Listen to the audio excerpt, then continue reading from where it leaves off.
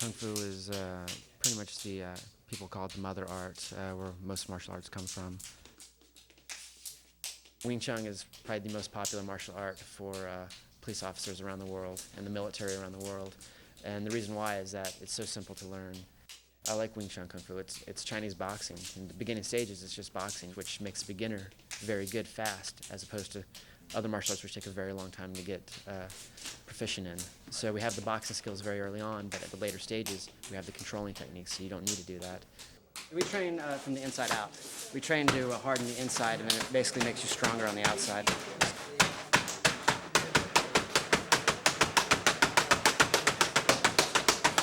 My name is Vyvial, basically a Kung Fu Sifu here in Austin, Texas.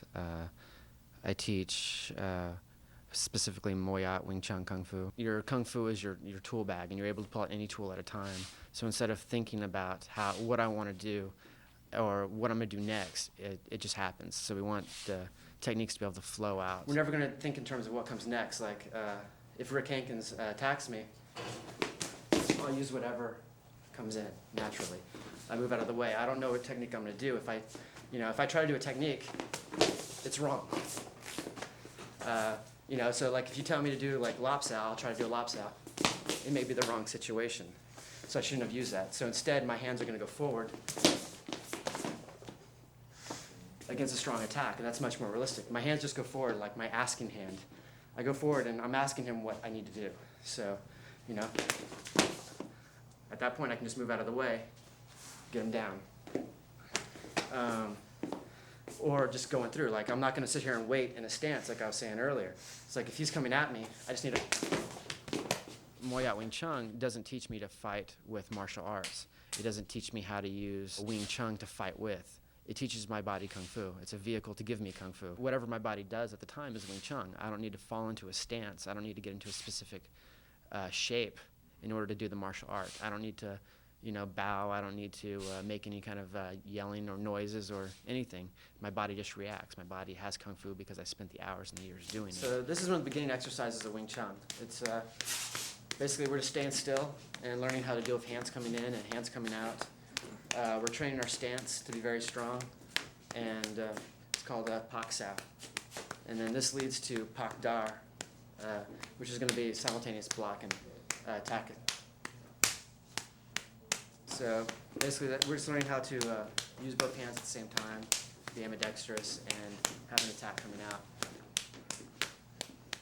It'll give you certain tools to use and certain principles, certain principles based on physics and on how the body works, instead of on old text or based on animal movements or based on anything like that. The traditional Kung Fu isn't an animal style. Traditional Kung Fu is based on how the body works. And the Wing Chun movement was one of the first martial arts to be based on how the body actually works and how the body moves, instead of being based on like a deity or Tai Chi based on certain ideas or so on and so forth. The exercise Pak Sao leads to the ability to have a practical punch come in and just really get the hand out of the way all at the same time. So he comes in here, and if he punches again, here. That's just one of the practical applications from that exercise. There's lots of hidden things in the exercise as well, stuff that you're not going to see, such as this. You're training a very strong stance to be able to hold pressure and operating on this, being able to operate your hands on the center line. One of the main differences in stance with Moyat Wing Chun Kung Fu and other various arts is most arts have a side style, whether it's boxing, whether it's karate. They're all going to be fighting from the side. The theory is that they're protecting their important parts of the body. Realistically, if he's on the side body style, at this point, he's much more open to any of the rounder style kicks. So if I come in and if he comes in like this, now I can kick him right in the side, I can kick him in the spine. Now if he comes in forward on the center line, I have to get through all of this. So now I have to get around him to get through. So he comes in, and he already has me. Same thing with, if I come in with a kick, you can kind of see he's already just stepped in, and that's one of the major things. If I come in and kick with no technique, he's able to protect himself and stop it. So we fight down the center line so that people have to work around it, just to give us an advantage. And the other basic thing is that I'd rather use two hands than one. If I'm in a side body style, one hand's out here, other hand's back here, not doing anything. So we keep our hands out, even compared to other Wing Chun's. Other Wing Chun schools will tell you have a stance like this, but I tell you guys not to have a stance. When I use kicks, in the beginning stages, I'm going to have a hand on the person. So now I basically have I have 4 legs at this point because I'm using his balance against him. So when he comes in, I have 3 legs. At this leg, and I'm using his whole body for support. So that's my balance point right there. The fact that I know I can kind of, use his structure for support. Kicking techniques are going to be more hidden. Like they're going to be very small, not very fancy. So if he comes in with a kicking attack, I'm just going to step in the center and protect myself. Just basically getting out of the way. So we're just basically stepping and getting out of the way. I can't even stop laughing. I'm sorry. They do that in Fist of the North Star. That's right. The martial arts in Fist of the North Star, there's obviously all theatrical, like whether animated or whether movie style is going to be based on the fanciful. Basically, it's going to be much bigger than real life, so to speak. And it's all based on movements that exist and movements that are really out there, but of course, to a very different degree and used much, much more. Yeah, you're not going to see pressure points that are really going to kill anyone right away. You're not going to see pressure points that are going to blow anyone's head up. You're not going to see anyone blowing up because of them. But maybe those techniques existed in the past. Like we've read about those techniques, but most likely they've been lost. You hear the stories and you read the legends, and so supposedly they existed. Whether all legends, of course, have gotten bigger over time. So there's 2 types of pressure points. There's one's classified as dim mach and one's classified as dar mach. Dim mach being the deft touch, if you want to give it that kind of name. And then there's dar mach, which is pain pressure points, which are the much more realistic of the 2. And there's another classification in there. There's the pain pressure points, and there's also the energy sapping pressure points that will take energy away from you. So there may be a point where I can hit on your body that'll cause enough pain for you to stop an attack.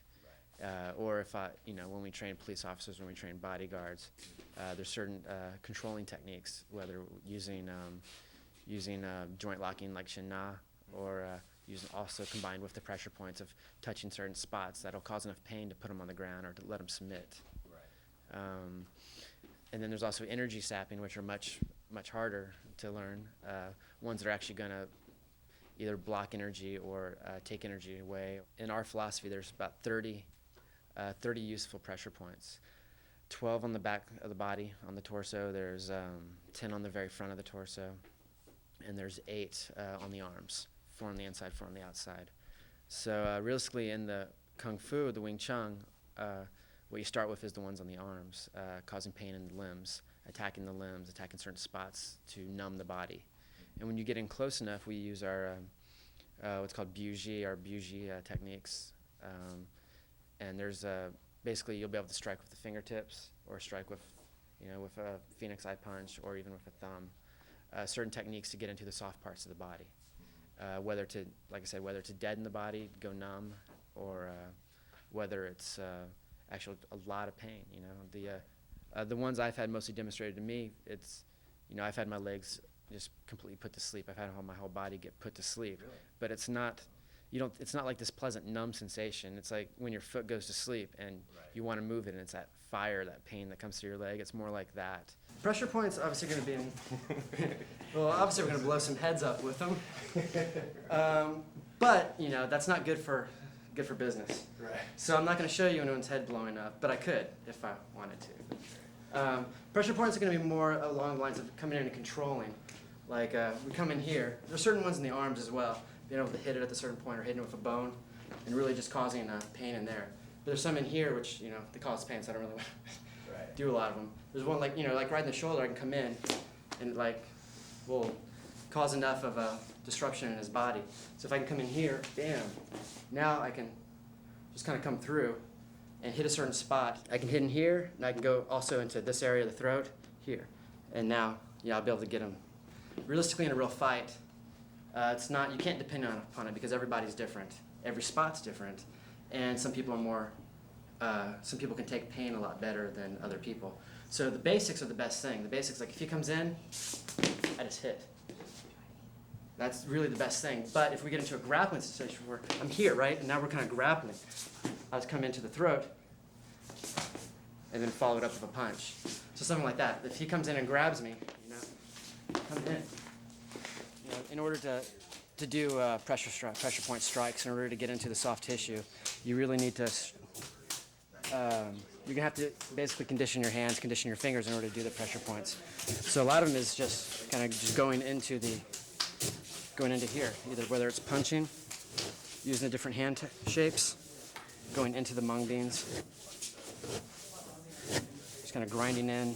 You can do fingertip strikes in there. You can do palm strikes. I can go through and grab. It'll work on my grabbing techniques. So other than just conditioning, it also strengthens your forearm, strengthens your grip. The way we look at what the actual pressure points are is they're supposedly holes in your body, like little openings in your body where energy flows through, whether you want to call it chi energy or some kind of, whatever you want to call it, whatever you believe in, but there's an energy in your body, and these are open areas on your body that you can block up by either jamming a finger or by hitting. So by doing that, in theory, it'll cause pain, it'll cause blockages, by touching a certain way, you'll let the energy come out, which will, of course, make you weaker, whether it's over a period of time, so on and so forth, which leads us back to the dim mock, whether the dim mock was actually something that could blow people up or whether it was something that could cause something that's going to make you ill for many years and have you die. No one really knows because it's not something that's common practice. When learning the pressure points, when learning the Shen-Na, there are very advanced things. Not something you want to teach a beginner or someone who still has an ego or someone who can't control the martial arts. Younger martial arts students typically want to show off their martial arts, and the young guys will typically, are the ones who are going to get into fights. But as you spend your years training, you realize none of that really means anything, and at that point you can really start teaching stuff that's a little more dangerous. Obviously, when there's multiple opponents, it's very hard to train realistically, just because you would have to be able to put them down on the ground. You'd have to be able to hurt them enough to not keep attacking. So realistically, it's just we're almost doing like a ballet at this point. We're doing a choreography, but it's not choreographed, and it's not anything that anything planned.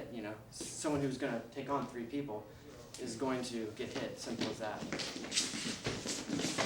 And the main point when fighting multiple opponents is to keep moving. Never concentrate too much on one person. If you do, that's when the other people will come at you.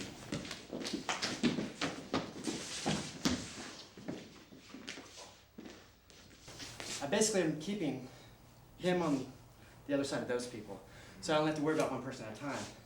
So instead of me coming and just like hitting him, like at this point they're not moving in, so I could just hit him, and take him down to the ground already. At what point I'd have to wait for him to get there right now. I can deal with them while he's trying to get up.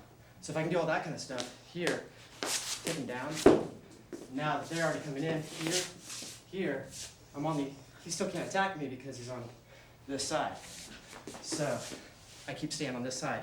As he keeps trying to attack me, I'm hitting, and you're already coming around. Hitting.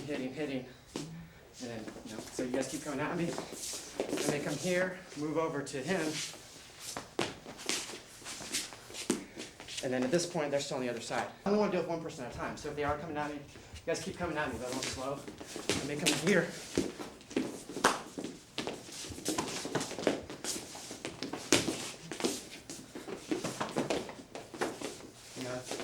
It's going to be a little more like that.